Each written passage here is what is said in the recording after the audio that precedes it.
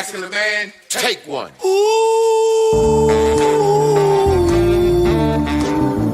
What makes a modern day masculine man? When you drink your liquor straight? A modern day masculine man. I pay all the bills and I tells my woman the truth. Got my shit together, do what I wanna do, say what I wanna say. I won't break you, are not me, and I am not you. I kept it real, so now I can do what I wanna do.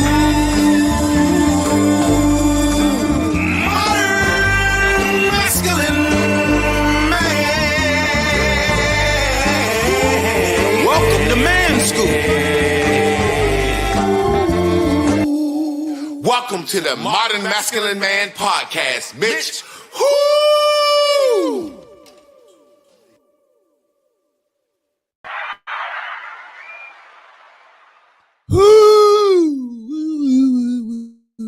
Yes, sir. Yes, sir. Y'all, welcome to Tough Talk Tuesdays. Me and my guy Trab, I'm waiting on him to get in.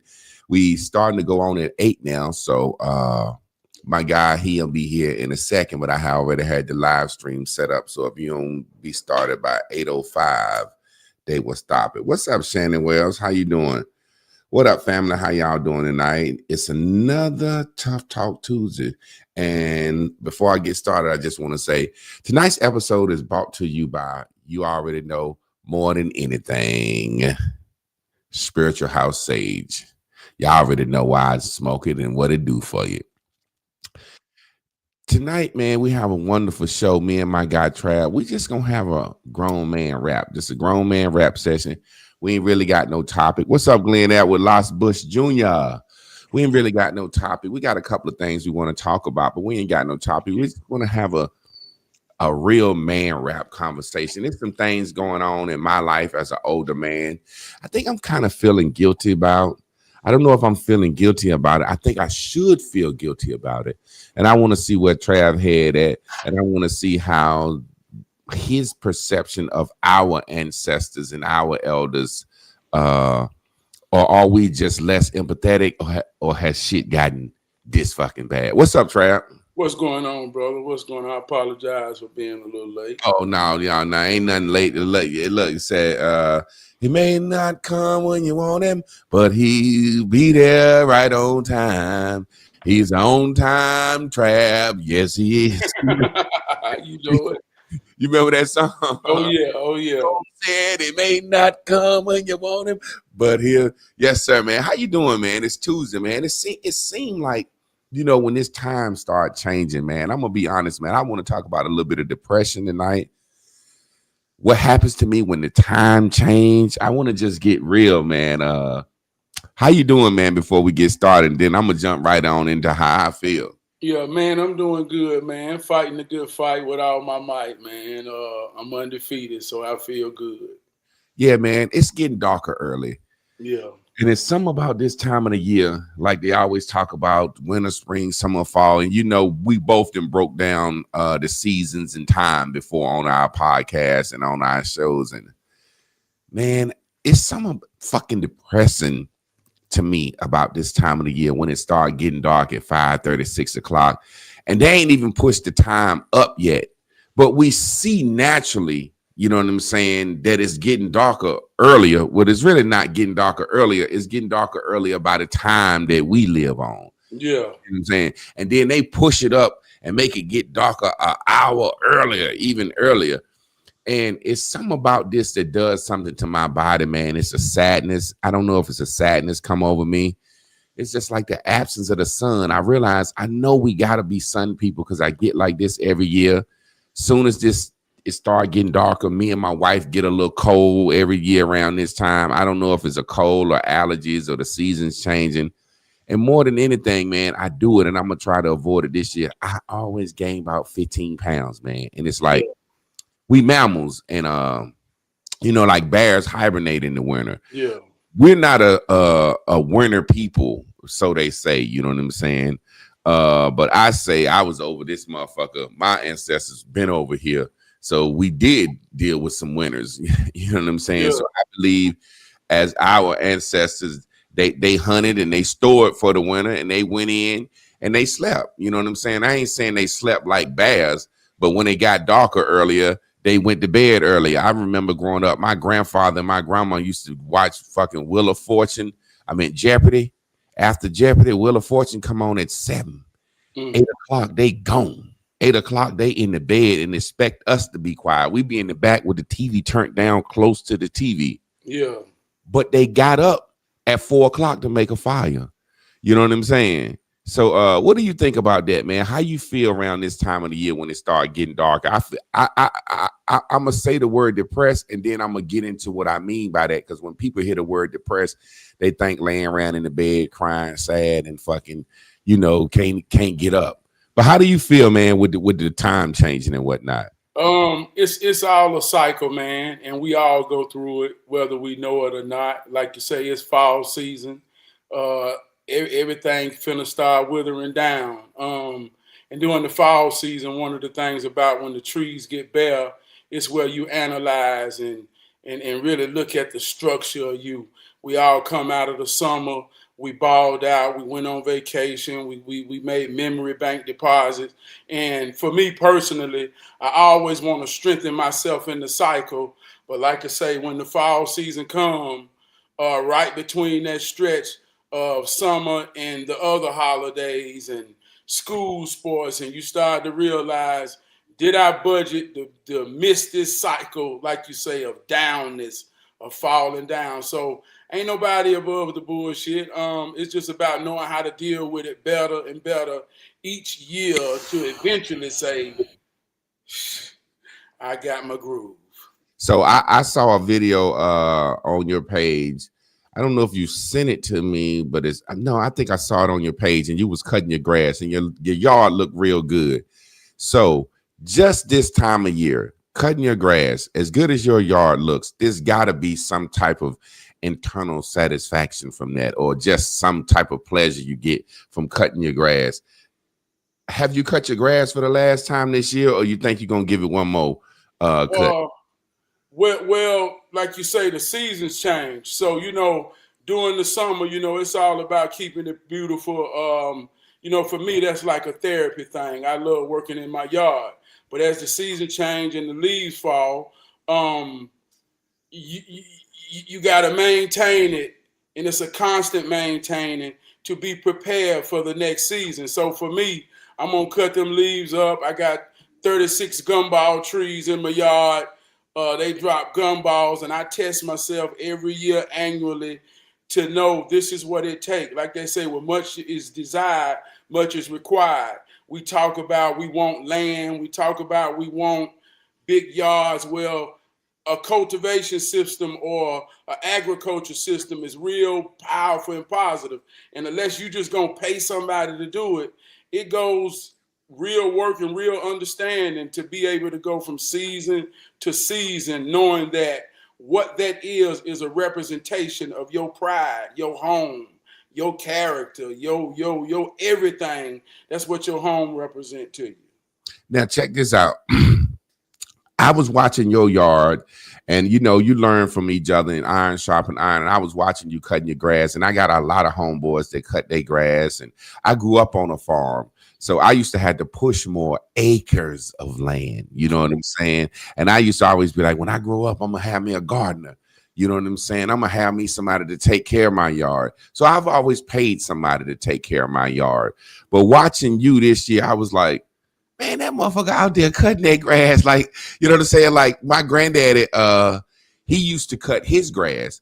And I used to see him, he would say stuff like, this the last cut of the year.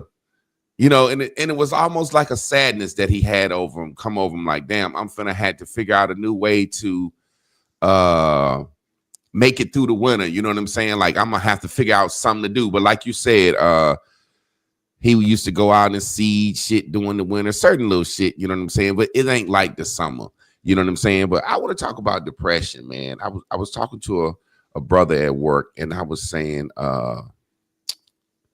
he's a real big guy, like abnormally big. You know, like we overweight guys, we big guys, we overweight lovers. You remember that shit? The Yeah, overweight yeah, lovers in the yeah, house. yeah. But he's a real big guy, and he have a hard time getting around walking.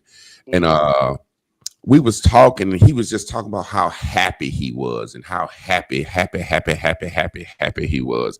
And I said, well, man, I try my best to be happy in spite of what's going on. I said, but I feel depressed around this time of year.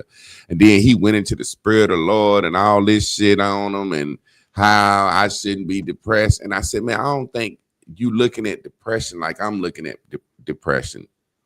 We live in a world right now where you have to work 40 hours a week if you want to give your child a grade. You know what I mean?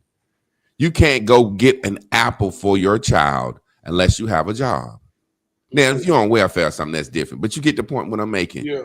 There's no way human nature and man has ever intended to be in a situation where these crackers that made this world, they didn't cloud seeded the skies so much that you can't go nowhere in North Carolina and find you a damn grape or an apple in somebody's yard. I remember growing up, it was this lady, she had the best pears, and we used to go over her house, and this lady used to always catch us stealing her pears. She sold pears. Now, keep in mind, my family had land.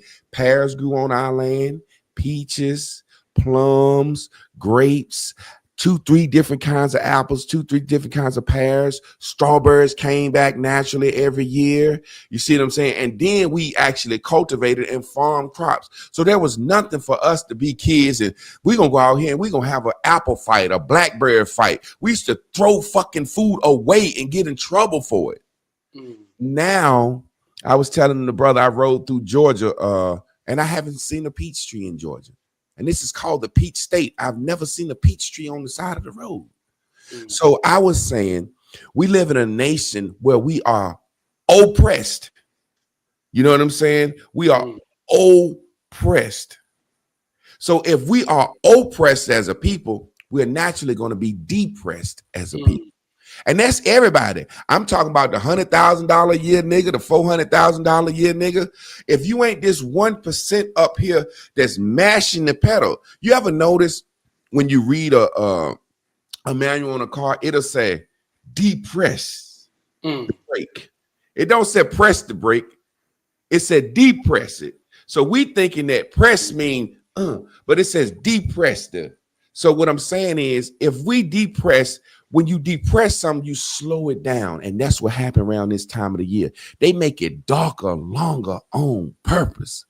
And when we living in a way where we got to work 40 hours to feed our family, it puts something on you. It puts something on you knowing that you got to look ahead. I remember my grandfather and my grandparents and them used to talk about it won't no sadness like we have now because only thing they could rely on was the sun and the rain, man. And if it's sun and if it rains, you know God wanted you to have it. And if it didn't sun, if it didn't rain, you know God wanted you to pinch a little bit harder. So it was almost like just getting by, just surviving, just eating it.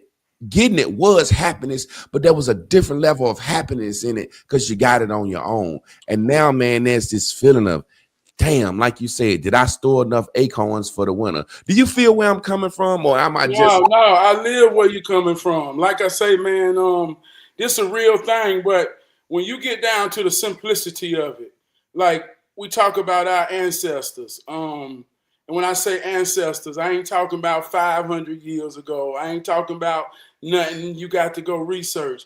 I'm talking about your grandmama, mama.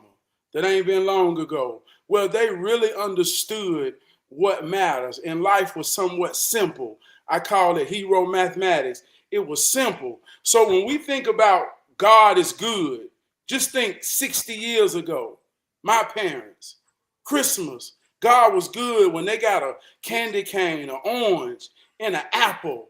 God was good when a man was strong, not because of the value of his car or his house, but the health and strength of his kids and the bond of his woman. So this new type of thing we got going on where we depressed or oppressed about certain things that don't matter, This is a new thing that I Yeah, was. okay. At least you understand me. I Yeah, you yeah. said, This a man, am new I going thing. crazy? Because I'm feeling this shit, man, differently than I felt it before. But go ahead. I ain't mean to cut you off. You cooking this. Um, it's about the sun. Like you say, we people of the sun. And this ain't esoterically, this ain't deep. This in a time when our grandparents couldn't read or understand literature, but they understood the rotation and cycle of the sun. The very same thing that gave them value that built America was their understanding and durability in the sun. It was their agriculture nature. So they knew when to plant, when to crop, when to do all the aspects. And as long as they knew that, God was good, and they knew they needed each other to make that happen. So when you talk about your granddaddy and my granddaddy, who raised us and influenced us, when I understood what matters from them, man, all I needed was a bag of potatoes and all my cousins, and we could fry them, bake them, boil them, do whatever we wanted to do, go back outside. Didn't nothing matter because that's what we still had in us. But when that generation left and we ain't got no foundation and we don't understand how to do things and realize what the sun really is, now we depressed because all the shit that don't matter is what we think matter, and that's all the shit we can't control. So we can't control our emotions, we can't control our feelings because we give power to everything outside of what's tangible right here for free. Imagine, I'll never forget, man. And I bring up my grandfather a lot because he helped raise me, man. And I'm talking about my great grandfather. Imagine a time where I can recall working in tobacco, and my granddaddy took me to New York high fashions and I guess he just watched me and observed me shop. And when I got out in that car, and my granddaddy just looked at me and said, "Boy, you just spent all that goddamn money on some school clothes." And it meant so much to me to have Lee jeans, and I wanted the damn MCM suit. I had got me one of them on layaway. I wanted them snakeskin troops. I had them on layaway. And my granddaddy just looked at me and he just started explaining what he would have done with that for his children at one time. And I just bought it literally. And I could just hear my granddaddy say, "Shit, I had a pair of overalls and Brogans." Clothes was something they didn't get up and even cross their mind, man. And now it's a essential thing in our life. Like what I have on my back will determine how people look at me, how people view me. I got to put on what Kanye said, some ones that's clean and a shirt with a team. Not only that, we have to adorn ourselves in certain ways. A new haircut every week, fresh. I remember saying fresh in front of my granddad, and my granddad said, "Shit, I'm fresh, boy." I said, "Granddaddy, you ain't fresh." He said, "Shit, I washed my ass. I got on my Halston." You know what I'm saying? Like, and just thinking back of me saying fresh to us mean I got on some shit that everybody can know and recognize, and I got some ascribed style and some ascribed money from this. And my granddaddy said, "Boy, I'm fresh as hell. I washed my ass and got on my cologne." And it's like, you think about what you said, what kind of car we drive. Naturally, everybody want a house big enough to accommodate what they said fit their family. Everybody want the kids to have their own bedroom and an extra room. Those are standards in Black culture. But even that, you know what I'm saying? I got a song. I remember thinking we was poor, but we really wasn't. I remember sleep on grandma's floor with 30, 40 cousins. Like you said, y'all had a bag of potatoes. Man, think about this shit, Trav, when we was kids and mama let you slice some potatoes and make your own fries with your friends, and you could season them bitches like you wanted them to. You know what I'm saying? You made your little baked potato, had your butter, you know what I'm saying? Your margarine, little fake bacon bits. Think about this shit, Trav. Think about this shit. I'm telling you to think about it, and you just said it to me. God damn. I'm thinking about it like a motherfucker too. I'm thinking about it man. like a motherfucker. I'm thinking, but man, I want to say this about this too. Like, It's about the sun, man. You trigger me when you say we sun people, man. Yeah. And it's about order, even going back to cutting my yard. When I lived in this house for 15 years, and when my granddaddy, before he died, when I first bought it, he came here and he was proud of me. He said, "Boy, I'm proud of you." He said, "Well, let me tell you something, Buck. You can't push this with no lawnmower, with no walking mower. You're going to have to get you a riding lawnmower." Mm-hmm. And for 6 years, man, I got triggered because my granddad told me I couldn't do it. And for 6 years, I cut my yard every other Friday. And when I got through, I would walk 9 miles on my steps. And I was proving.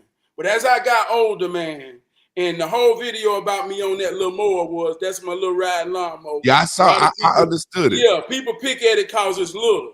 But it means so much to me because it was this year I realized, and I heard my granddad's voice, "Boy, you can't cut this yard by yourself with a push mower. You got to have a riding mower." And I say, he wasn't talking about the then. He was talking about the whole long haul. And man, I watched so much of it kind of get out of my control because I ain't the man I used to be. Mm. And like you say, boy, that's a real heavy realization in a season when you can't give it like you've been giving it all these seasons before. That's a depressing thing that a man got to go through and understand. Imagine these great athletes when they realize, when they land. I went to the gym, you know what I'm saying, trying to get back in shape, and I was playing basketball, and I go up to grab the rim, you know what I'm saying, and I touched the rim, and when I landed, it hurt. You know what I'm saying? And I said, damn. Some said, boy, your basketball days is over. You know what I'm saying? And then some said, well, if you work out and stretch and da, you could play in the 50 and up league. So I had hope. But like you just said, your granddaddy was speaking on the long haul. You 25-year-old man, shit, I'm tough. I'm strong. I can push my yard. And he like, boy, you gonna be 50. He was saying you gonna be blessed. You gonna own this home for a long time. Real. You know what I'm saying? He was telling you gonna own this home for a long time. And I know good and goddamn well, no matter what you think, you ain't gonna be able to push this more. So I can see how you could say that very year that you said, man, I gotta get me a riding little more. And you went to Lowe's and got the little cheap small one, and you still riding that motherfucker when you know everybody got the damn zero turn and shit now. And you know your yard big enough where it could justify having that. But you like, I'm shit. Hey, look, I got a grill that's like that. Yeah. I got a little motherfucking Weber grill that's a circle. The bottom of that bitch, I done put aluminum foil. I said, damn, I don't know how to weld. I done put foil in the bottom of that bitch and made it like a bird's nest in the bottom. It's something about that little grill that I ain't gonna let go. So I understood what you meant by your lawnmower. It's so much memories tied to that. But thinking about that, just that lawnmower, thinking about a friend over time, man, that just hit me like, I got a grill, you know what I'm saying? That I just can't let go because of the memories. But think about a friend, or down and some say, but think about your wife, boy. Think about your wife. How we said, man, that little lawnmower, that grill, or man, this my goddamn thing right here. And then you got a woman by your side. Well, man, that's deep because, like you say, we talk about the word sentiment and things being sentimental to us. That's one of the things I think that we get depressed in these seasons, and I always call it memory bank deposits. Just like farming, when you get your harvest in and you bring everything in the fall season, in the death season, where there is no sun, that harvest is the sentimental things or the sentiments that you get from others that you can withdraw in a place to where it's just a phone call, and even talk about a memory that can make you laugh and go somewhere to pull you out of darkness. But one thing I want to say about this season too is it's the sun moving away. And a lot of people, and I'm talking about black people in particular, because we children of the sun, we suffer from vitamin D deficiency. And when you got vitamin D deficiency, your bones get weak, your posture get frail. You're like a flower that needs the sun. Vitamin D comes from the sun. So when we think of things with no sentiment, no pride, no value, it's a certain type of thing that goes when to cutting your yard because that's your home. Fuck where you drive. Show me where you live, because that say what's the most about who you is. So when that pride is there, you cutting grass, not knowing that you're in the process of the order of getting the sun, getting certain elements that you need just by being in order. So when we use money to justify and rectify and take away all sentiments and sentimental aspects because I'll pay somebody to do it, to not be a part of the process, man, we be killing our own son, and we all be vitamin D deficiency depressed because we don't know what matters to who matters. That's amazing you said it like that, because like I said, you know, the Bible said iron sharpen iron, and then it said convicting. When I was watching you cutting the grass, I felt convicted. You know what I'm saying? When I said felt convicted, I felt like, man, let me start. I'm about to goddamn get me a mower, and I'm gonna do my own yard. So I'm just, you know what I'm saying? Some I'm gonna start doing from now on, do my own yard. Like I said, I grew up having to cut so much grass, and that was my little side hustle too. So I hate that shit. It's just like, well, let me ask you this question, because I got a question I've been asking all week, and I didn't know it was gonna be in this moment that I was gonna get a real answer. Last week we drove to Newport News, Virginia, for a football game. And I noticed driving through all these country towns, we drove through North Carolina, Virginia. I told my wife, I say, every time you get out into this country land and you see these country homes, I've never saw a yard that need cut. I say, damn, do the grass grow out here? Or like I never seen a country yard that need cut. Give me an explanation on that, man. I guess it's like in the country, if your grass ain't cut and looking good, it's like that's the first step of what kind of person are you? You know what I'm saying? It's like your yard is a representation of your house. It's a representation of the man you are. It's like a person getting in your car and your car dirty, shit all over the floor. Excuse my car.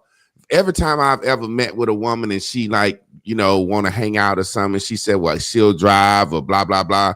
And I got in that car and she said, excuse my car. I knew it won't nothing. I knew it won't nothing. And I guess that's how it is with the grass. It's like, you're going to be outside down here anyway, because just in these country towns, sitting under the goddamn tree is a form of air conditioner. You know what I'm saying?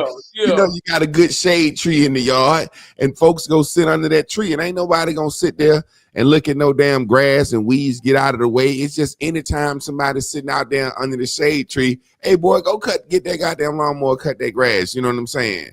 So but like I was saying, it convicted me. I always try to get out in the sun and exercise and jog and stuff and walk, because my granddaddy used to always tell me, y'all think you can't eat pork, you can't drink liquor. That's what my granddaddy said. He said, the difference in us and y'all, and he used to say, y'all gonna die earlier than me. He used to say that shit. He said, is we get out in the sun and we sweat them toxins out of our body. They work. And like you said, the natural order things, now we got jobs on the inside. It's like a cave. You know, white man simulate everything for where he from. That cave that he from, when you go in that goddamn building you work in, you got artificial light. It's not the sun. Like they had to have a lamp of fire in the cave. It's boxed in. It ain't no air. You see what I'm saying? So when you go in your job, it's the air is circulated. You're breathing the same air all day. You know what I'm saying? And like in our house, we breathing the same air all day. You know what I'm saying? So so many things they done changed. And it's like being in that cave, that artificial light with that cool AC on, and that's your job. But like you said, cutting your grass is something you take pride in, and it's the very thing that gets you out in the sun to get that vitamin D. It's all I got at this point. So I feel you. So back in the day, just to eat, we had to get our vitamin D. I seen this guy talking. He lost a lot of weight. I was proud of him. And he said that man, I live 2 miles from Walmart. He said, I ain't going grocery shopping no more. He said, I'm gonna walk to Walmart and get my food every meal. And he said at first it had him eating only once a day. He said he'd walk up here and get a lot of shit. He said as he got better and fit, he said, well, shit, I'm going to try to go twice a day. And this guy lost all his weight, deciding he was gonna earn his food.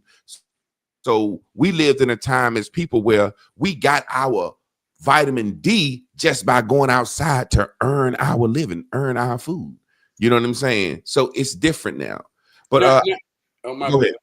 But now I want to say, even when you hearing that in this primitive sense, and like I said, we ain't talking about 400 years ago. We talking about 60 years ago. My daddy was born in 1955. We talking about his parents. So when we talk about going to work to eat, we all still go to work. I mean, we all got to get up and do something. What Yeah. do you do?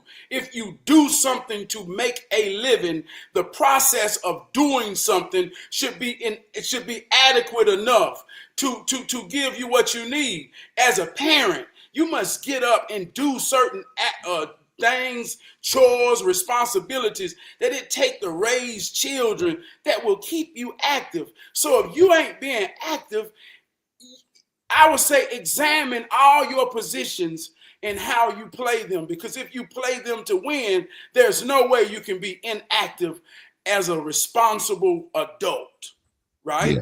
So my granddaddy, he told me one time, he say, we work all summer. I said, well, granddaddy, all I ever hear you talk about is y'all worked in the summer. I don't never hear you talk about what we did in the winter. He said, well, that's a good question. I said, what you do? He said, made more people to help in the summer, and we slaughtered. So I said, what you mean you slaughtered? He said, Oh, well, during the summer, we fed the hogs, we worked the field. During the winter, when ain't no sun there, we turned cold, and we killed everything we fed for the meat to mhm. make it through. So understanding this cycle, that was the wealth. That was the fortune. Because if you understand the cycle, you will be in the wheel as it turned to see Jesus rise again, meaning the crops, meaning the fields, meaning the new life. But if you didn't understand that, and this is what my granddad told me, if you ain't understand it, Bo, I don't know who in the hell told you that hell was hot, but that winter will kill more niggas than the summer ever will. Yeah, it's funny because, like I said, I grew up on a farm, and when you said in this winter we slaughter, I know exactly what you're talking about: killing them hogs, killing them cows, putting that meat in the smokehouse. I really caught the last bit of that life. You know what I'm saying? I caught the last bit of that life, and it's a situation where, like you said, during the summer we had all the peaches, grapes, and shit. We can eat cabbage, potato, all this shit. Well, potatoes grow in the winter. You know what I'm saying? It's potatoes, collard greens, salad, turnips grow in the winter. That's what we would eat during the winter with meat. So our diet changed based on the season too. That's a whole nother thing. But it feels funny and nostalgic talking about that, because I remember killing those hogs and being a kid and looking around and watching that life, and remember being educated in school and TV, looking around and saying, this some poor folk, weak, I want to get the fuck off this motherfucking farm type shit. And it's really what they was tricking us out of. They was tricking out of us, out of our land, and tricking out of our birthright to live. Like you said, back in the day, a child was an asset. Hey, look, Mom, we gonna need 3 more kids. If I plan on farming this goddamn land, we got these extra 2 acres. We gonna need 2 more babies. And think about this, Trab, of how life was so slow, but they thought about the future. We gonna need to get pregnant, wait 9 months, and then wait 6 years for this child to get old enough to be any use on the farm. But look, we need 4 more of them just to run this bitch. Think about that shit, man. And we so microwave culture, sitting back. We want that shit now. We want it now. We want our kids to have it, and we want our kids on the best team, and we want this and that, and we want to take pictures, school picture. It's like I feel that depression because as I get older, I say it so much. I used to say, Granddaddy, you don't know what the fuck you talking about. Granddaddy, please be quiet. Granddaddy, that's the old way. Granddaddy. And now everybody said, boy, you need to write a book. But all you ever say is, my granddaddy used to say, my granddaddy used to say, my granddaddy used to say. And it's like, I understand understand now. And that's why understanding brings more depression. And that's what people don't understand. The more understanding and wisdom you got, wisdom brings sorrow. That's what the Bible say. You see what I'm saying? So when you start to understand more and understand how far we come from, you get more depressed. I want to caveat into another subject about this depression in this season, because I want to understand from you, is my heart grown cold? Is the world like this now? Or what's happening? Do you think our elders, our ancestors, when rap music came out and hippity hop and we was doing our thing, do you think they looked at us like I look at these young niggas now? Now, let me explain what I mean. I'm saying, and I've said on record, and I think I should feel guilty about this, but I don't. I want Donald Trump to go to these inner cities with these out of control youth that are terrorizing old women, children, and I want them to go to these cities. And if them boys try some shit, I want to see them boys laid down in the street, and I want to see the fucking camera angles of it. Because we live in a world today. Do you think our elders looked at us like that? Had we got that in bad? Or is there a certain level of ratio of they like shit to us, goddamn sagging your pants is that bad? You know what I'm saying? No, I don't think they looked at us like that. And I don't think we was like that in any comparison to now. Our grandparents had 9 and 12 kids. Like you say, something to think about. Your grandmother had 9 kids, could love all of them in a balanced way, gave birth to 9 children. Women ain't that no more. That's something, that's evolution. If you ain't never wanted to understand evolution, don't go back thousands and thousands and thousands of years. Go back 60 years and examine a mother 60 years ago that could have 9 children, love them, nurture them, give them balance. We can't, man, we got 4 and we thinking, God damn, you better not have no more. And fed them all from her body. Come on, man. So the father that understood what it took for that. That was a mutual unity between a man and a woman. Our whole idea of family have been destroyed. We go to the family reunion and there's no families there.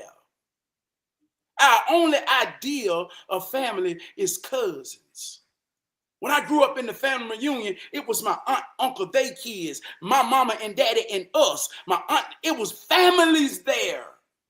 Yeah. So 60 years later, we don't have an understanding of what a family was. So a young nigga today that we call crazy, ungodly, unruly, and like you said, can be worthy of ideas of dying, had a grandmother that would take in her children's children when the mama wasn't efficient enough to love. So we don't want to examine the slips. We want to talk about the falls. And when we talk about the falls, we blame everybody else other than knowing that in Chicago, in Charlotte, in whatever city you want, we all are children that done got old. And if it's a teenager holding a goddamn blicky with no motherfucking structure and discipline, it's 2 parents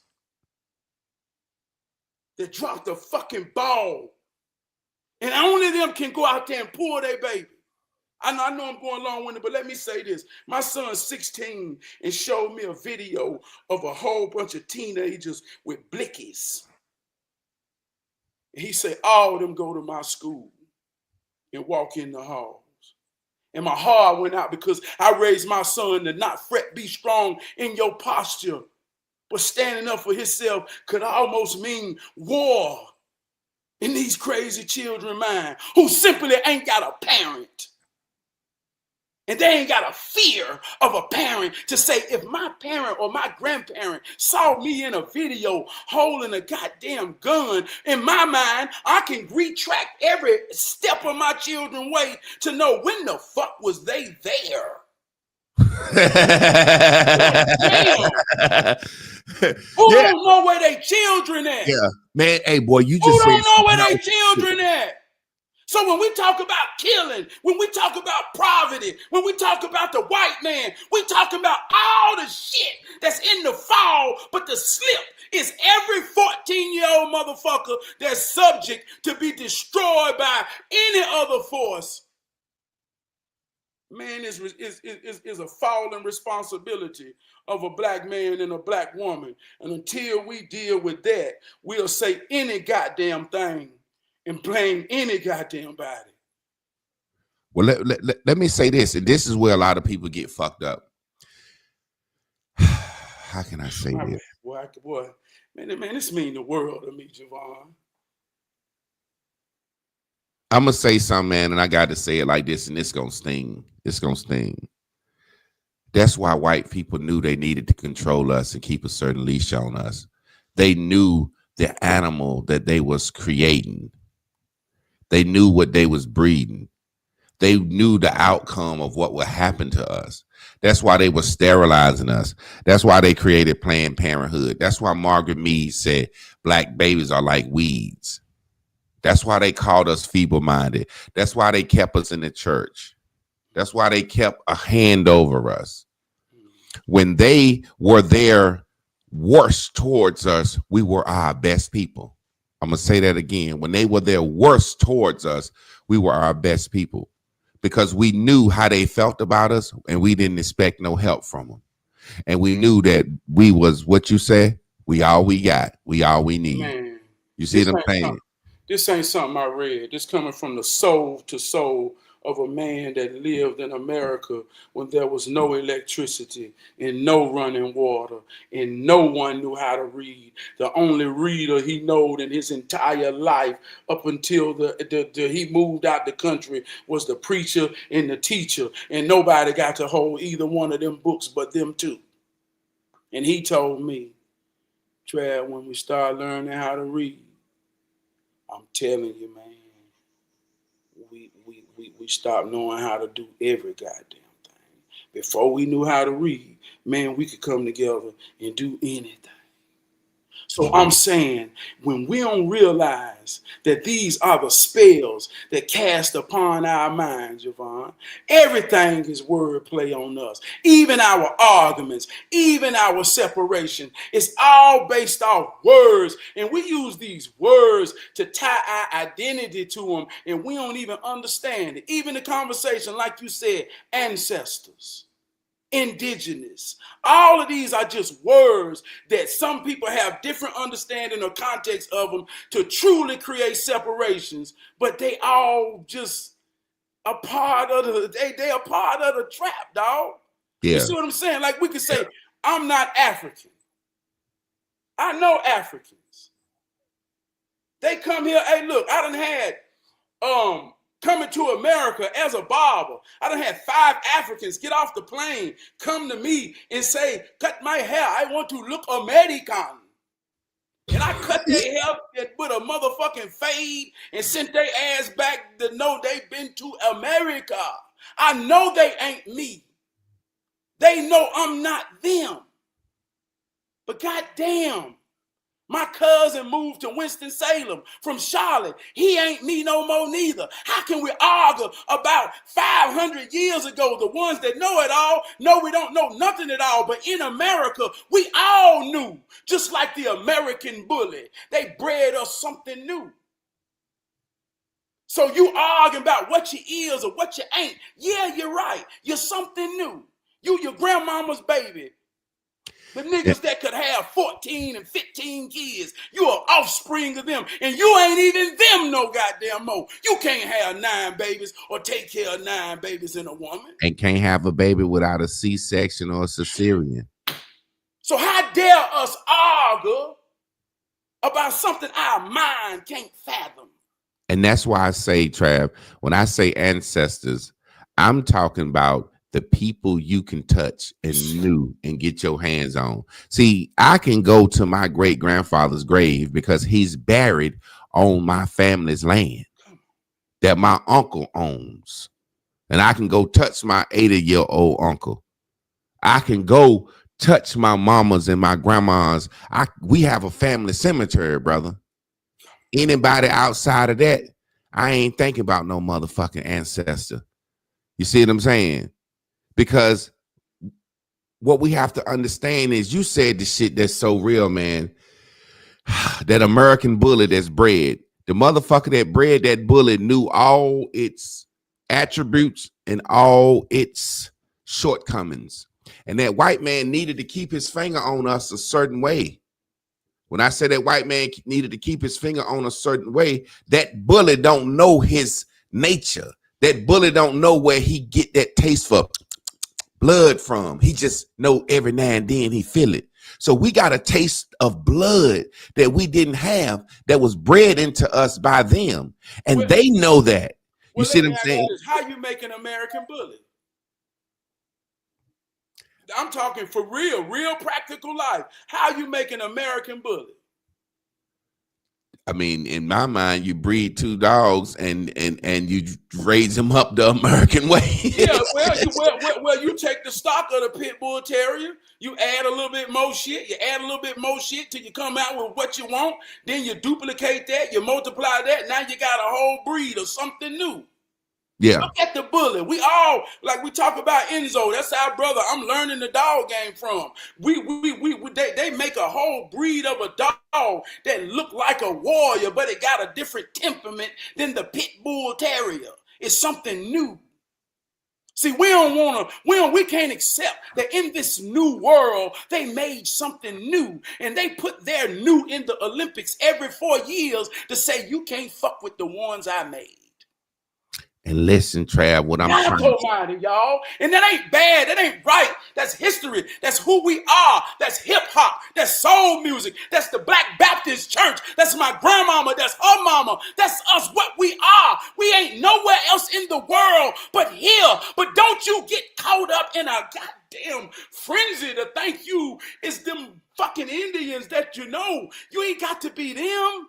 You, us. We something new. Just be something new, powerful, strong, and write the future. And see, Trav, you kicking the talk, I'm kicking, and what I'm saying is this new thing that you saying is a nigga, a black man now, whatever you want to call it. And I'm saying that nigga that we have something in us that we didn't never understood that was in us, and it's showing now that the white man that took his fucking thumb off us. That's why we got the young niggas with the glizzes in school. You see what I'm saying? They knew that was in us. They knew that they are children of slaughter, children of war, children of thirst.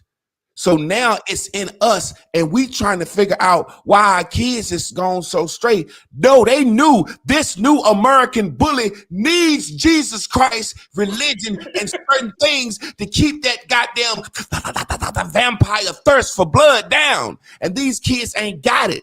And what I'm saying is the only way that we are going to be able to reach and fix our situation is we gonna have to go back to either their thumb on our heads, or we gonna have to go back to the class that kept us in line, which is the ones that everybody mad at. The first boule class of blacks. We so mad at them that they were the buffer that said, listen, I'm gonna keep the white man off you, not as bad as he used to be, but you still gotta walk in line, nigga, and pull your pants up and walk straight. Now we so far gone from that order that we have children in the streets that are literally weeds, walk around with switches, saying that they'll fight the U.S. government when our ancestors know you can't even beat the local Ku Klux Klan. Man, let me tell you something, man. That's why we got so much unrealistic ideas, even in the blackest of the black pride and talk.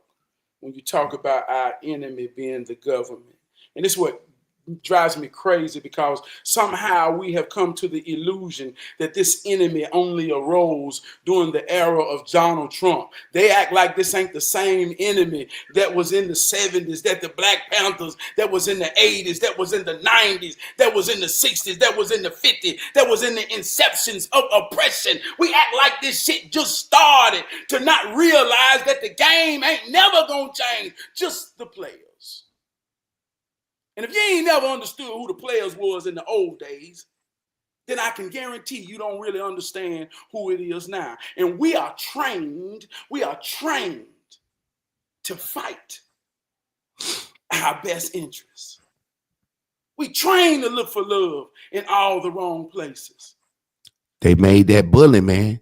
They know us. Trained, dog. And some people say, well, not all of us. And I know it's different levels to this. I'm not just referring to the YNs in the street, but we can all tie that to a commonality. We can call it poverty, those that's in poverty, those that's thinking they ain't gonna never ever go into poverty. It all goes into the same pool when you thinking poverty is based off something that matters that really don't matter. They ain't out there just got blickies and acting like a goddamn fool because they animals. They thinking what they doing is a means of surviving and getting something in the American way that got value, that really ain't got no value. You telling your baby you love them got way more value than Jordans.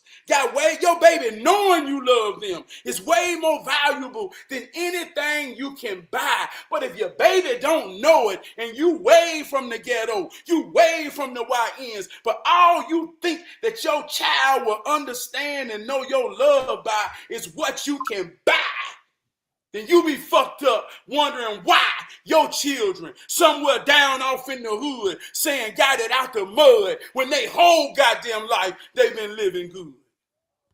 Trab, this conversation is so real.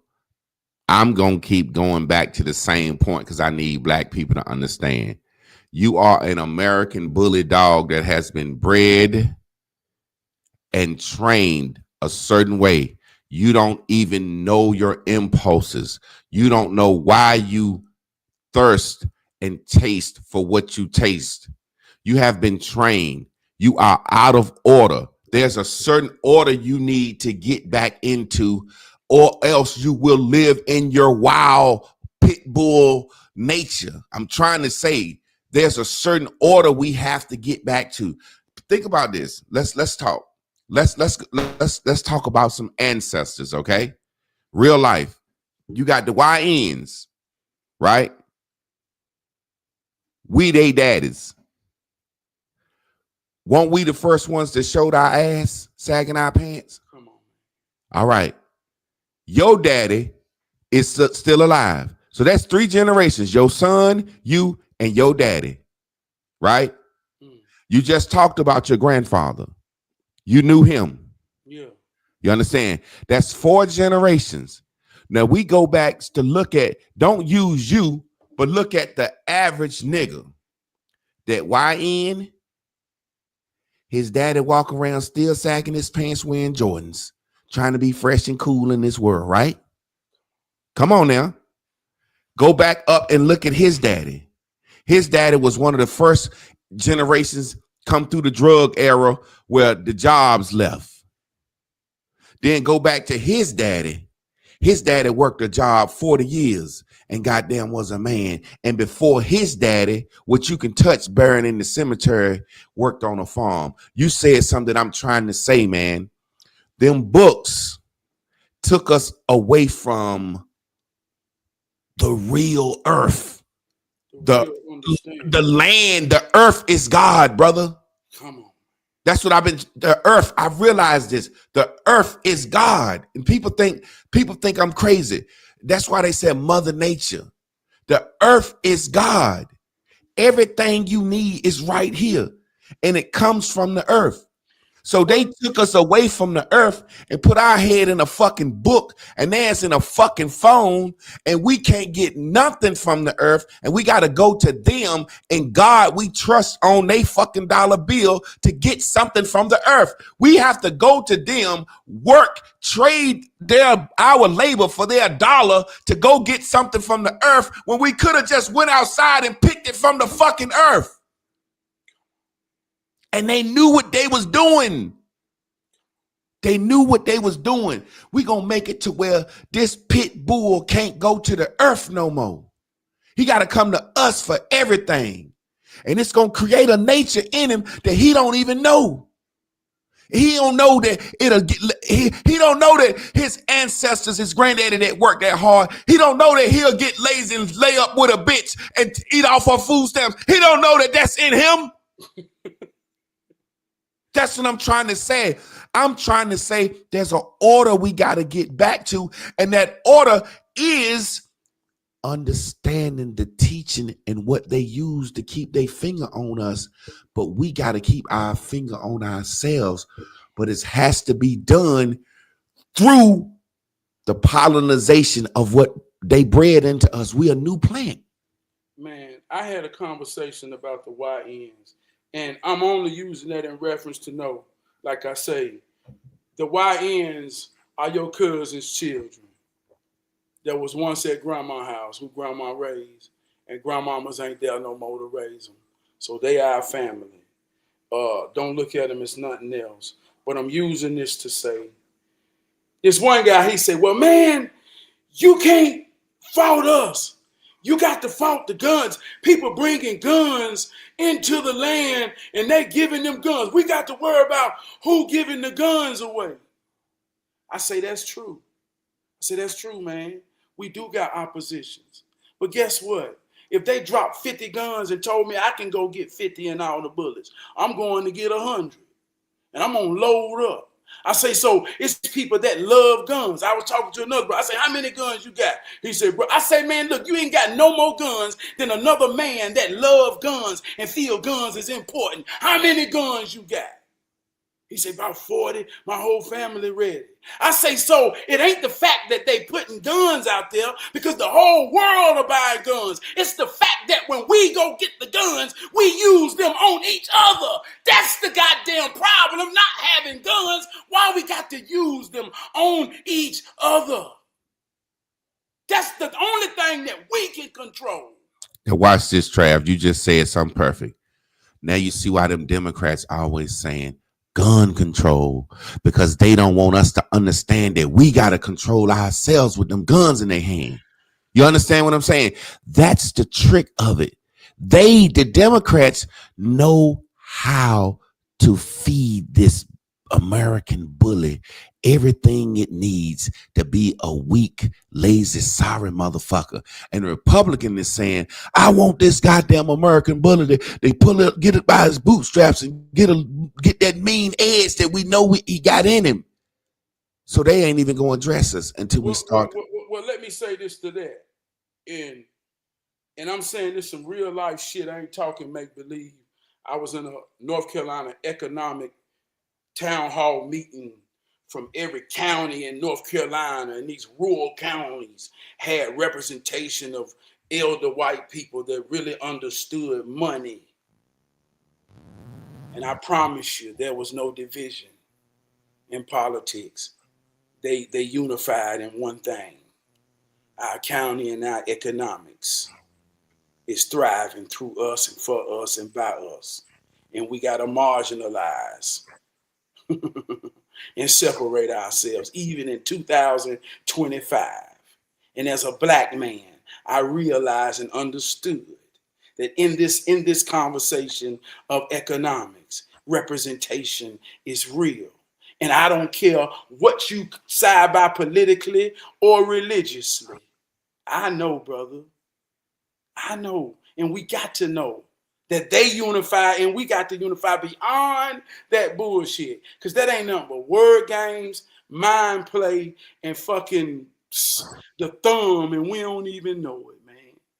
You see what I'm saying? I mean, just bottom line, Javon, bottom line. It's a black man that on social media will really think me and him different based off words.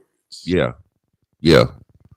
And it's real life shit. It's one on here. He a Democratic motherfucking Donald Trump hater to his heart. He done tried to debate me. I done hit him on social media. But when I saw him in real life, boy, he hugged me and loved me, and I did the same. No, don't none of that shit matter. That's just some ideal shit we talk about like video games. All this shit ain't nothing but adult video games that we let spill over in the real fucking life.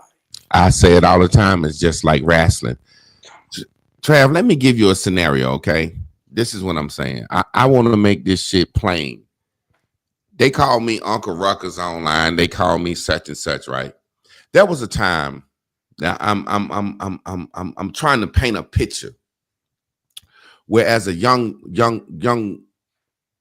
girl, at some point her mother came to her and said, Master gonna send for you one day, and he gonna want to violate you, and he gonna violate you. And she was very graphic, explaining to her, when he push it in, it's gonna hurt. You're gonna feel blood going down your leg, and he gonna act like a fucking animal on you. And he gonna do this whenever he get ready, because he did this to me. Now, while she was explaining this to her daughter, her husband was right there listening. You understand? There's a process for everything. And that's what black people don't understand. No matter how bad or heinous we think it is, that mother had to educate her daughter how to behave when Master sent for her, or he might rape her to death. You understand what I'm saying? I'm painting this picture to show there was a time where a father had to tell his son, you can't drink from that water fountain. And I don't care what you think about me or what you see on TV or what you hear on the radio. You can't drink from there. And if you drink from there, you're going to get me and you hung. And that's just the way it is. There's always been rules of engagement for black people, this new American bully that they bred for us to survive. Now, there was a time where somebody had to come out and said, this is the way Master said do stuff. I'm that guy. I'm that man that's going to always say, get out of your feelings. We Americans, Jack. And Master got a way to do things. And if you want anything in this life, if you won't have any peace and self-respect, you're going to have to do things Master's way. Now, they say that's Uncle Ruckus talking, but it ain't nothing but what your daddy taught you. Son, you're going to have to work hard, follow the rules, save your fucking money, and have some goddamn integrity. That's a black leader talking. Because a leader is a representative that goes to the line of trade and deal with everybody who ain't his kind for the betterment of his kind. And those people are always vilified and called Uncle Toms and Coons and Boulets and every motherfucking thing in the world. But there's an order. There's a time in every civilization where there's a chief that had to go negotiate with another chief and said, man, I don't like you, motherfucker. I want to kill you over this watering hole. I want to kill you over this well. My daddy didn't like you. But guess what? We got women and children. So we got to figure out some way to talk about sharing this goddamn water. And everybody back home could say, Chief Javon and Chief Trab, y'all weak. We want war. Fuck them. And I say, hey, listen, we ain't going to war. We gonna be diplomatic. And that's a time when you have to count your losses and count everything up and decide. Some cultures, they played a sport. Some Native Americans, they had this thing, the Aztecs, it was kind of like basketball, but they was fighting doing it. And everybody ain't got to die. Send your best out here like David and Goliath. Everybody ain't got to die, goddamn it. There's rules of engagement that black people don't understand if we don't follow. That's why we have these children out here with these blickies. There are rules of engagement. They taught us get married, have children, have one wife. Don't fuck till you're married. Go to church. Be a good father. You see what I'm saying? These values are everything that we have abandoned, and we think that's acting white or capitulating, fucking up. It's the very things of why we need the military for our children. Normally, Trab, I don't think you understanding. Man, I'm with you. They send the military to Afghanistan to go in there and get the Taliban. We need that. We need that for our 16-year-old young men terrorizing their own community. And when they kill you, they say they'll smoke you in a blunt. We need the military for our teenagers. It's gotten to that point because we have gotten so out of order. The white man took his thumb off. And when he took his thumb off, the black men that were supposed to be the ones that were the buffer started saying that's some coon shit. Hey, black power. La, la, la, la, la, la. Like you said, they took the land from us and gave us the goddamn book, man. And the first book they gave us was the Bible. And then from there, they gave us books. Why you think all of us live in the inner city? Man, build some places, put these niggas together up on each other. And they vilify and make country living and southern living look bad. Be like New York, the streets. There's a certain order that we got to get back into, man. And it's and Trav, as much as I hate to say it, it's gonna have to be the church, man. We can't throw the church away. The church is gonna have to be revisited and revamped and taught in a different way. Well, it is truth to that. Once again, going back to my granddaddy. And I don't know what it is about this granddaddy spirit we got, but it's real. And my daddy in my life. And my daddy told me some real shit, but my granddaddy told me some real shit too that my daddy couldn't tell me or didn't tell me. But I asked my granddaddy, who was born in 1920. I said, Granddad, why I ain't never saw you go to church? He said, I grew up in church. I used to go with my family, but my daddy taught me our church was working. That was our church. That's how we serve God. And he was a brick mason. He said, but when we did go to church, that was a sociable thing. That was where we got together to love on each other. See, we don't understand the concept of what it really was. See, wasn't nobody reading the book. We listened to the preacher talk. We trusted him because he know how to go. And he was trained to do that by the white man. That's white culture if you really want to get into it. Of course. So the point and the pinnacle of what church was in the foundation of our ancestors wasn't even about anything in the book. It was about us. Well, we all knew we'd take a break and come together and love on each other and love one another and break with a spiritual strength to go back and work and reassure your reason for being strong and staying strong. So I want to paint a picture that you made me see. I want to paint one on the other spectrum. Like you say, that daughter preparing her daughter to be taken by the white man. Well, way on the other side of the spectrum, it's another mama telling her daughter that these uncles that ain't never had no balance in relationship, companionship, or a woman, anything out of order, got a malfunction. So the mama and the grandmama and everybody knew about the people around in the family that had malfunctions. So they had to prepare their daughter to protect themselves when they got around a sick motherfucker who been destroying little cousins at grandma's house. And we can recreationally talk about how easy and natural all men buy pussy. But did you ever think about what makes a precious little girl get the flip switch where her pussy is for sale? Can you picture that to see what destroyed her? So if we're going to look at the whole goddamn spectrum, we got to see it from both ends.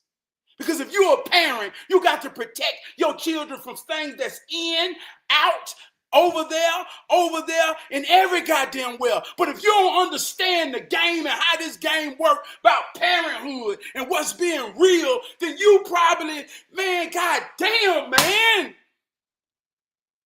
Damn, man, we talk about these children. Man, goddamn YNs and these young hoes who call each other bitches, and we don't realize that that's the nature of a female dog. And we, God, y'all, can't nobody change that but us for us, man.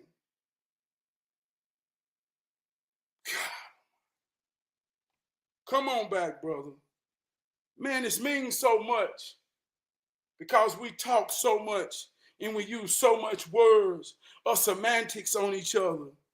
The Christian man uses a bunch of words. The woke man uses a bunch of words. The African-centered man uses a bunch of words. The hood niggas uses a bunch of words. But we all saying the same thing, and we all want the same thing. We all need the same thing.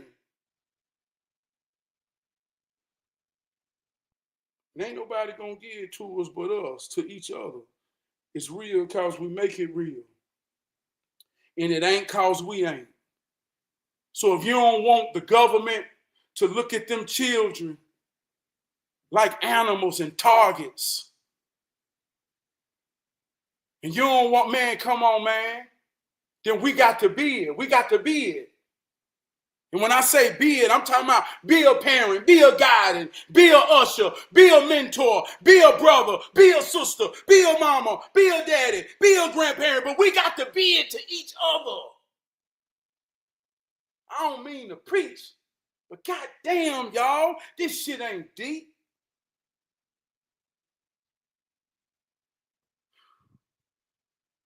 I don't know where bro at. Come on back, bro. Let's see where we at. Man, my whole shit just went out, man, when you said what makes a little girl get to the point where she sell her body. My whole shit went out, bro. It said the Wi-Fi. I ain't even hooked up on the Wi-Fi. I'm using an Ethernet plug connection because I don't even want to be on Wi-Fi. What happened on your end? I don't know. I just kept goddamn going. I see somebody say keep going. I don't know who see it. I just kept on going, and I kept on let it flow, bro. But I, like I say, I was just saying, man. Let me ask you something. Let me ask the crowd something. Whatever just happened, did I go out and y'all still could hear Trab? I just need to know for the back end production because my whole shit went out where I couldn't see nothing. I actually closed the program out and came back in, and you were still here.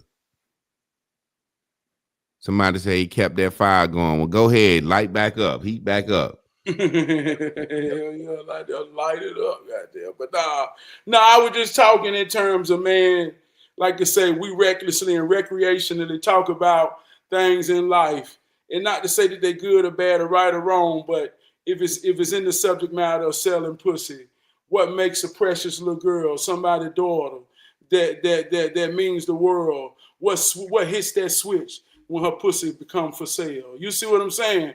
Yeah. Goddamn, man, ain't nobody above that if you ain't playing to win, to raise and cultivate and protect your daughter. Yeah. And that's the opposite of a young nigga out there with a blicky being destructive, selling dope and doing everything. The opposite of that is a woman, a young girl who has no virtue. A woman's virtue is the highest value thing on planet Earth. Yeah. The virtue, meaning that is the vessel of a legacy. And that's what I mean, Trav, when I say, how do I, as a man today,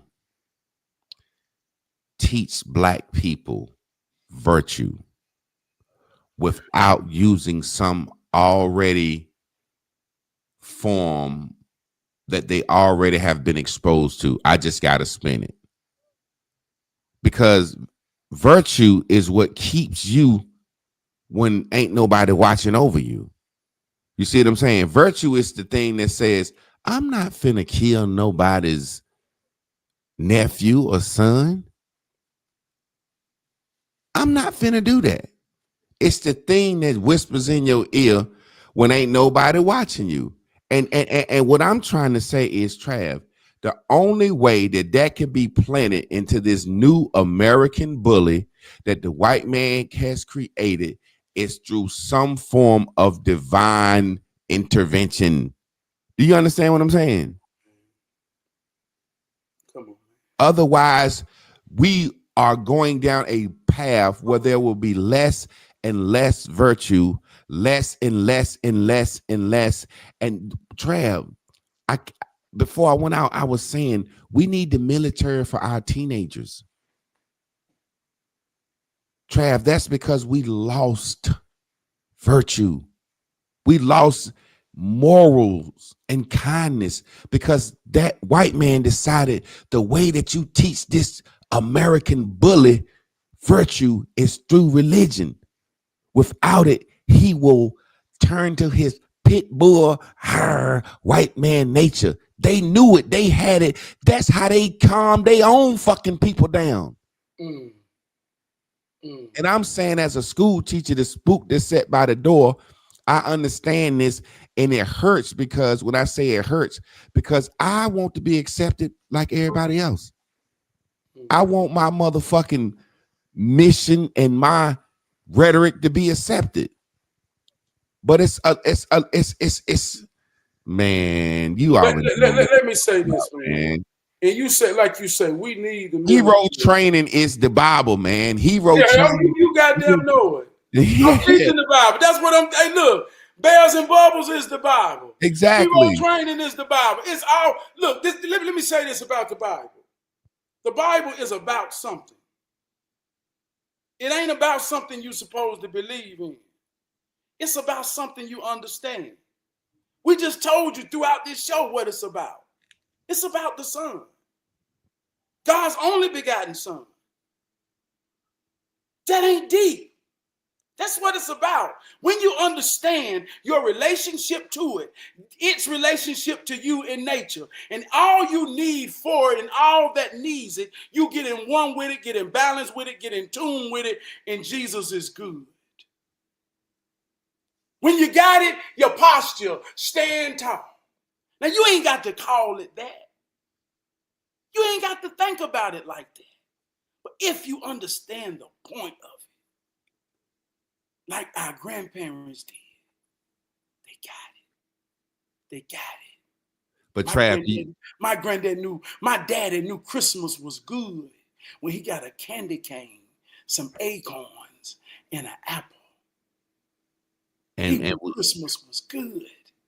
And I was the first one. I was the first one that can got to look back and say, oh, my Christmas was good because I got everything I want.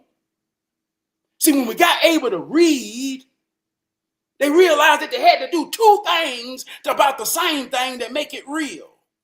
They gave the adult Jesus, they gave the children Santa Claus. They really brothers. And if you believe in the story more than you understand the story, at a bare minimum, it will make you behave. But if you understand the point, you take the place of and make it real. Because the things I pray for, all those around me just genuinely appear with something sincere from their heart. And I say, how you know I needed this? They say, I didn't, but I know you got something I need. And God was always good. But if you don't understand the point, man, you're looking forward and you don't know how to be. This is my point, and you said it earlier. Your granddaddy and our ancestors, this is what I'm trying to say. This is the cold thing about it. The fact that they couldn't read is why they got the message. You see what I'm saying? Yeah. Listen to what I'm saying. Yeah. We live in a different era where everybody can read and everybody can't decipher the message, and everybody don't understand that it's about the Son, and everybody don't understand it's about the order. And some people think it's literal. Some people think that we can actually fucking talk a mountain down, or you know what I'm saying? Some people think we can walk on water. What I'm simply saying is, somebody gonna have to teach, and a lot of motherfuckers gonna have to shut the fuck up. Well, Javon, I want to ask you this, and this is how Do you understand what I'm hey, saying? look, but you're an English teacher, and you know this more than anybody. Everybody can't read, and it's more people that can't, that can, and statistics show that. But Trav, look. What this is what I'm talking about. What we're going against. like Trey Prue said, pull through, Javon. She know me enough to see that my spirit is vexed right now. Come on with it, man. I got you, man. Yeah, in the realization of the motherfuckers that can read, right, will always mislead the motherfuckers that can't read from the true teachers. The true teachers that need to be heard will always be having people lead away with them by these extra reading motherfuckers. Meaning this.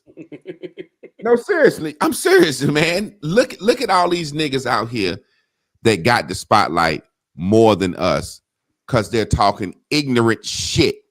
Mm.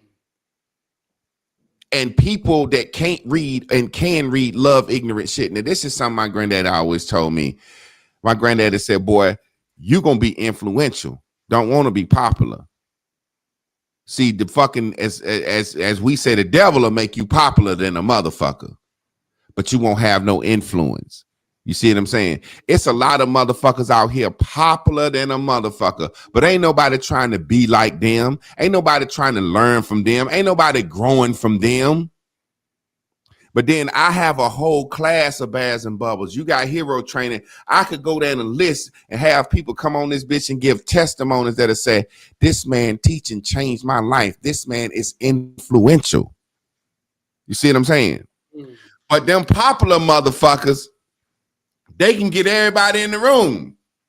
And that's what they do. And then they turn around because they know the influence will overshadow popularity. And they said, man, that hero training shit, man, that nigga just goddamn standing there talking, yelling, screaming, talking that bullshit. That nigga goddamn, he a coon, he a na.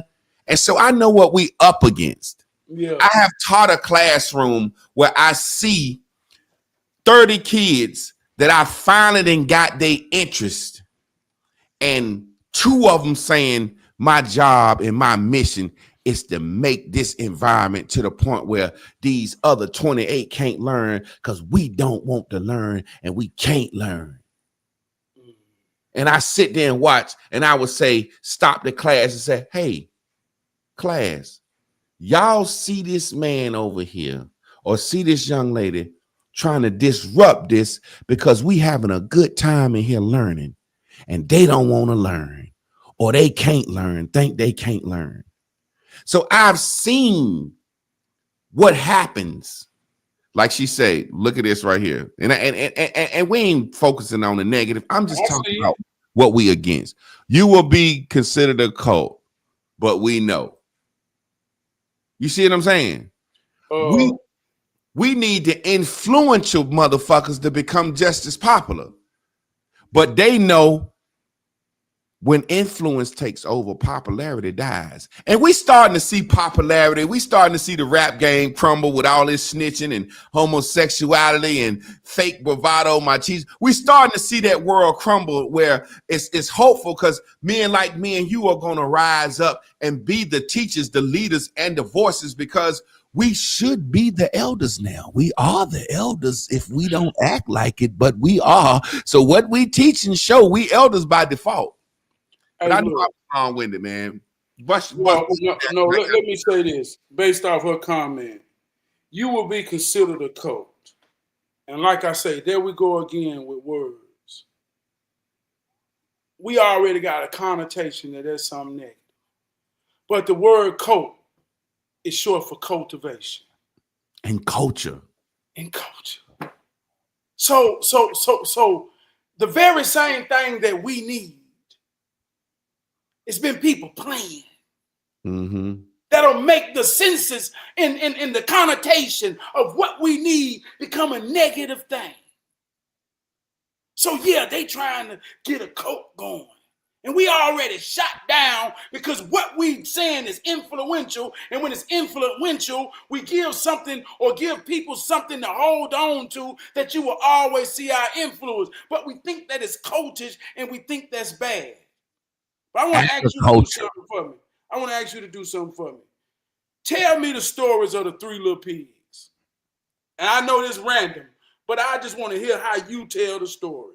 Tell me the story of the Three Little Pigs, man.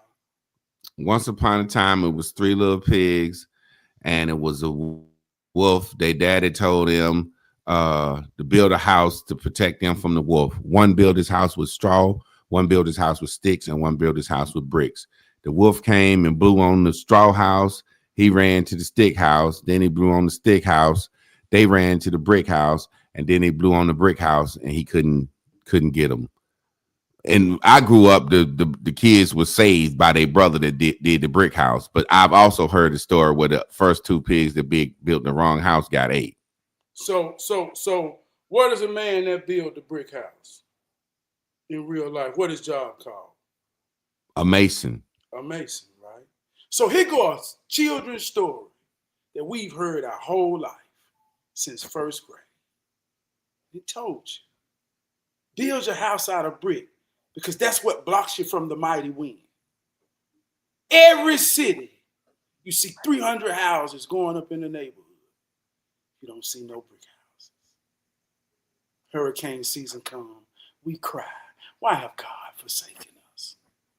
What didn't we get about the point from a children's story? And why don't the Mason now, still today, tell us, get a brick house? Because is it more about us running to his house and being protected after ours have been blown down to where our children look at him as the savior versus you having some understanding? See, this is what real cultivation is, and this is what culture is. And if I'm goddamn gonna be a cult leader, I want to have the mightiest cult ever known to mankind to cultivate the mind of a man and a woman to know that a brick house is what protects you from the wind. So don't you come to mine, build your own, stay in it, so your family can see what security look like. If that ain't what we got to cultivate, then that's why you got all these cities being destroyed because the wind came and blew them goddamn babies out the windows, the doors, and every goddamn well. And they ain't got nothing to block the wind because ain't nothing made of brick. How we don't understand that as grown people, dog? It's funny you say that because when you talk about a cult, you take the word agriculture. You know what I'm saying? And the Quakers and the Mormons, people in different places, they looked at as cults, but they literally live off the land and they not bothered by none of this shit we bothered by, this depressive state that we talk about, because like they said, they gather during the summer and they slaughter in the winter, and that's all they looking forward to is them fruit and them grapes. To have fruit in the winter is a blessing. Like you said, that Christmas stocking, when I was growing up, stocking stuffers, my grandma used to put us a stocking and put our name on it, and she put that Christmas hard candy in it, some apples, oranges, and fruit. And we got other gifts, but I guess that was tradition because she was like, shit, all they used to get was a paper bag of that. And my grandma used to like to get some rock candy, some sugar candy. And we had a tradition in our family. We learned from them. You take a big navel orange and you stuff that candy down in there as much as you can, and you squeeze it, and then you drink it and suck the orange with the candy in it. And that was something we did growing up, and our grandmas told us what that was. That's because that's all we got. So you got to think about us leaving the land. And see, when we talk about a cult, the more I understand, it's going to even look more cultish because we got to get to the land. We got to get us some land together and everything. So it's let me say this. Let me say this now. And let me say this, because that sounds like something we got to get some land. And everybody ideas might say, yeah. And you might think of some pilgrim shit. But I know times are hard and the economy ain't at the best. But what rise will fall. And a fall will come because it always do. And when that fall comes, it's about discipline. It's about responsibility. We call that credit score. We call that commitment. We call all of that things that make us be in position to make a move to simply just buy a home and get a mortgage. I don't know if nobody ever told y'all, but all the things about affordable housing, the opposition to that is being a homeowner. You can afford it if you ain't paying 2 times what it costs as rent.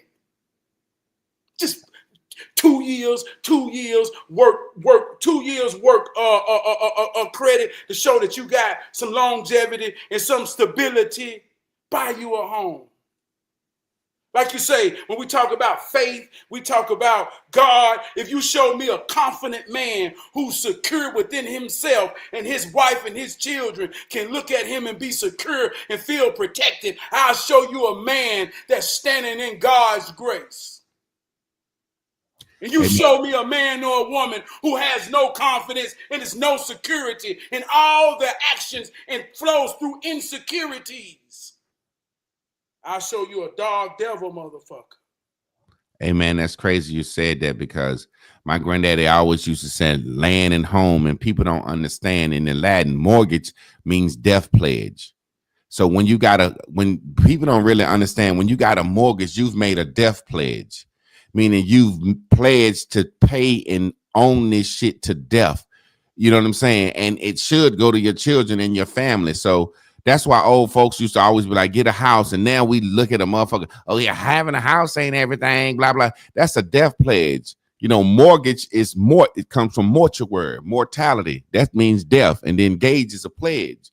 So owning a home, you know what I'm saying, and paying the taxes and passing land down to your family and stuff, that's one of the first things that they did. And they did it with life insurance.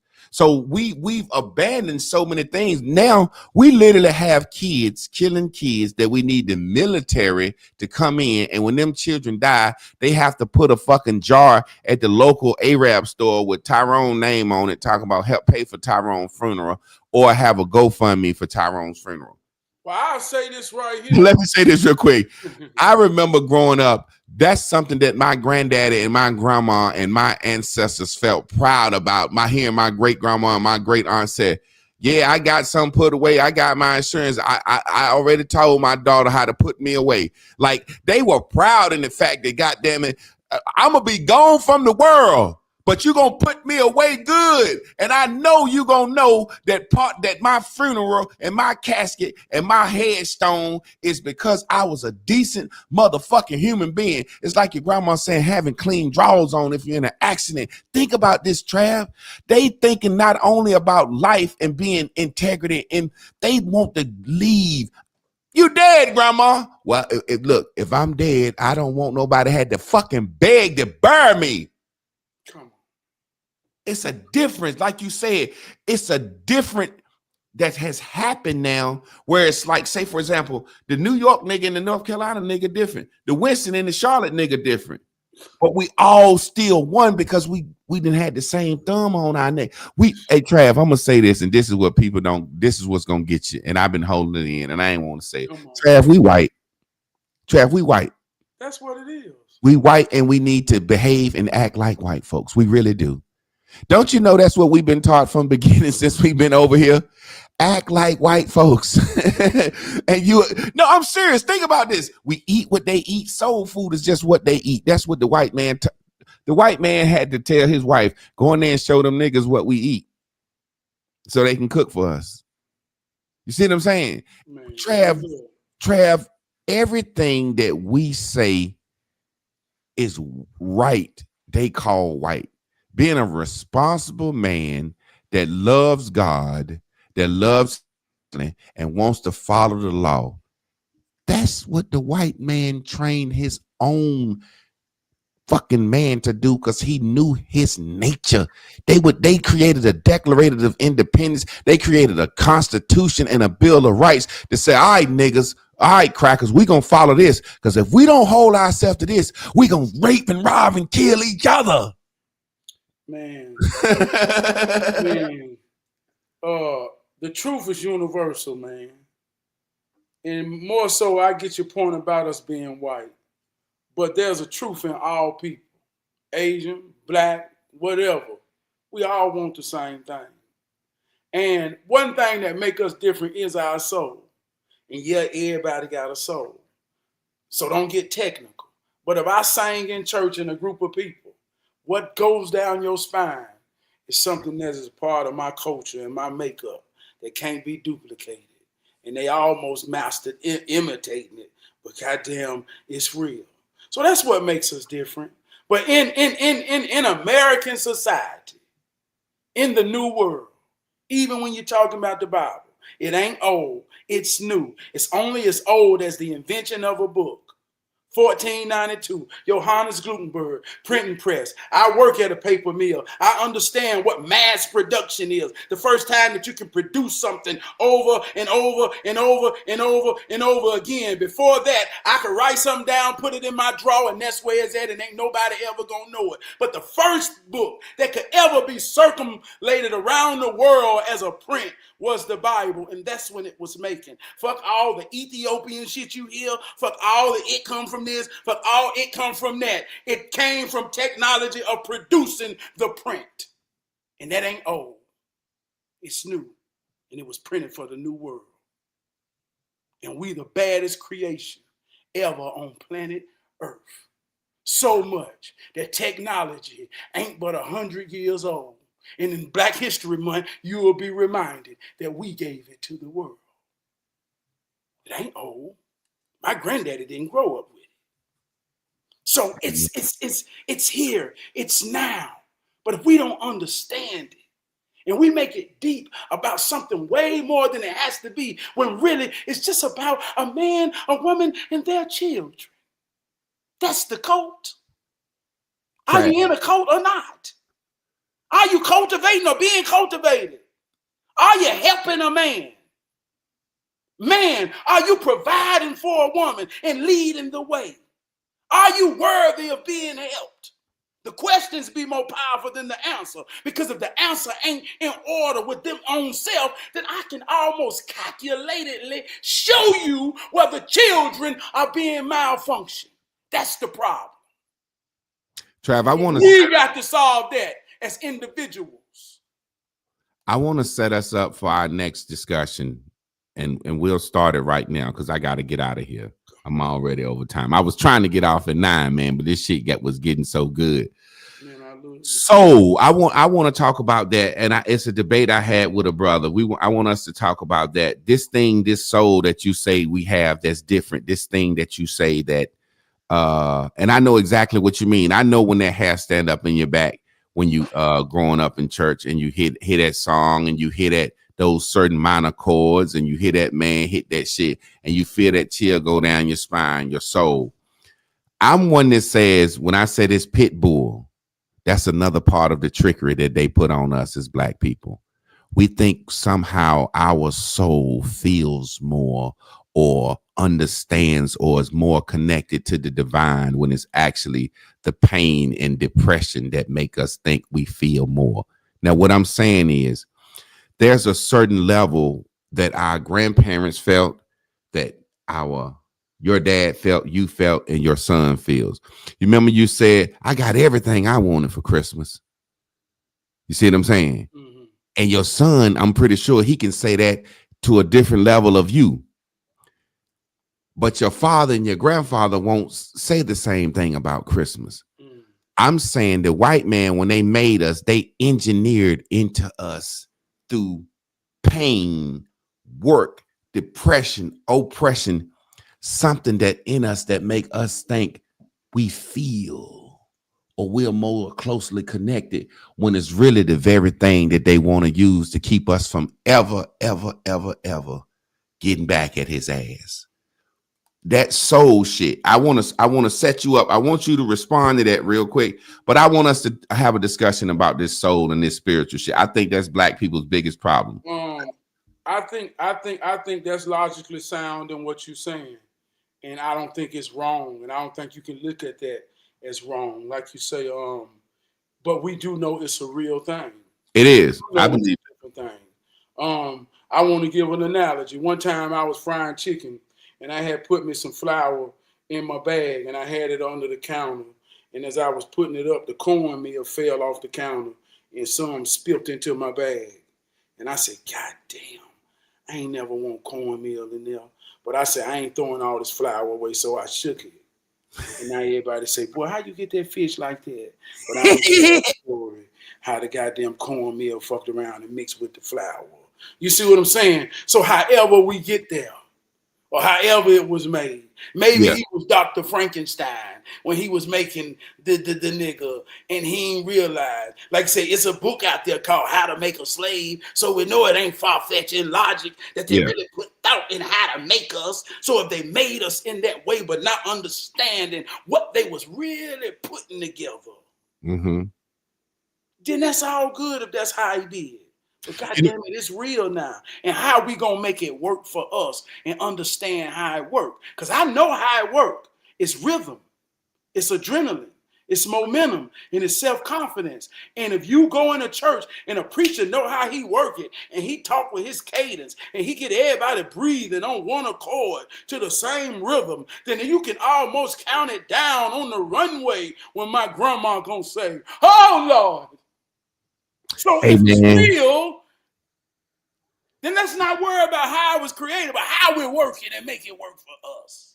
We're going to talk about this next week, and I'm going to tell you why, because I think black people need to understand it. It's almost like, so I can translate for the people what just happened. I just said, I disagree with that soul bullshit. I think it's what the white man used to hold us down, and he's put it in us and engineered it in us through pain and poverty and dejection. And Trab said, I don't disagree with that. But regardless of how we got it through the Dr. Frankenstein, it's something that really bonds us and pulls us together. So we're going to talk about that. I want to talk about church. We want to talk about the spirit. We want to talk about all this shit. We're going to have a religious discussion next week, but from a standpoint of people really understanding what this shit is about, what it means. And, like I said, there's some shit that backfired on him that he didn't realize. You know what I'm saying? You know, when he told us to be nice and turn the look, watch this. Let me say this real quick. We're gonna get out of here, and I'll let you rebuttal if you want to. But it ain't a rebuttal thing. But I'm making a point. When he told us to turn the other cheek after he slapped the shit out of us, he didn't realize if we kept turning our cheeks over time. Martin Luther King said, well, shit, we're going to turn our cheek. We're going to go out there and let you put the dogs on us and the water hose, and we just going to sing these songs that you taught us to sing. He didn't realize that us doing that would make his own people say, God damn, stop being so mean to the nigga. You know what I'm saying? He didn't realize that us doing what he said, be weak and docile and humble, would make it. You see what I'm saying? He didn't understand that. But we're going to talk about this shit next week, man. Yeah, man, this has been a great show, man. And but I definitely want to talk about it. Is there anything you want to say before we get out of here? I'll let you wrap it up. Yeah, man. I just want to say, man, each one reach one, each one teach one. We all we got, we all we need. It's a root understanding in this world that's real. The more you understand it, the more you get in tune with it. And the more you go up the roots into the tree, you start getting into branches. And when you start hanging on branches, that's when we separate. So get off the branches, come back down to the trunk of the tree and realize that we all going through the same thing, working to survive and to maintain. You ain't the first, you ain't the last, dealing with what you dealing with. Let that shame go. You know what I mean, man? And keep on fighting a good fight and be strong and stay strong. Well, look, man, since we've been talking about ancestors and reminiscing, it's funny, we was in the spirit. I was in here in the studio today with my boy Monster, and he actually made a song called Reminisce. So we just gonna jam that on out of here. Come on. Let's see what this thing is. This thing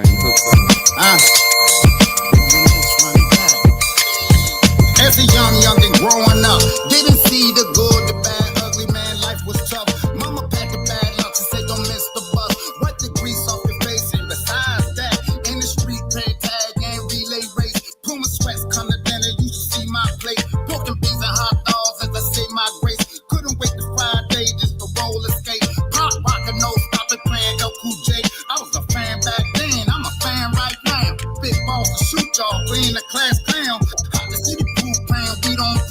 Miss Clawbell, what's the shit for sure? 50 cent, every case hit the candy store. And the more, it's the light in the door. We was rich back then, no longer we all poor. Time and time, we reminisce now right back. Time and time, we reminisce now. How about that? Larry Duck used to shoot the ones. Way before time, we used to tote on guns. Shooting dice on the cardboard like my dough. Pencil break, nigga, knock plus tic-tac-toe. DuckTales was slick, then how about that? Flipping up the sofa, good the broke back. Double Dutch kid ball, I hope you know that. Take a picture, write a scripture, a hell of a throwback. Saying time and time. Oh man, hey look, boy, that hard there. That boy, that boy, that blanked on that. That whole jump grill there. My boy stopped drinking, so he in a different mode now. My boy done stopped drinking, so he getting it done. You know what I'm saying? Shout out to my man Monster, aka that nigga from Virginia. Hey, look, family, y'all already know what time it is. Y'all tune in next week. Me and Trav, we gonna have an esoteric religious discussion, but some plain shit. We gonna start breaking some shit down. That might be something we need to start doing, getting into, man. Bible story, break it down. Just we gonna do something like that. But y'all tune in tomorrow with me and Miss Carla. We're going to be going at 8 o'clock, you know, some time schedule with my job change and whatnot. So we're going to be going at 8 o'clock from now on. Mondays, me and my wife are coming back. She been busy, you know, some stuff with her job and got a test to take. So me and my wife ain't been going on Mondays. But me and my wife will be back next Monday at 8. Me and Trav will be back next Tuesday at 8. And me and Miss Carla will be on tomorrow at 8 p.m. Y'all give it up.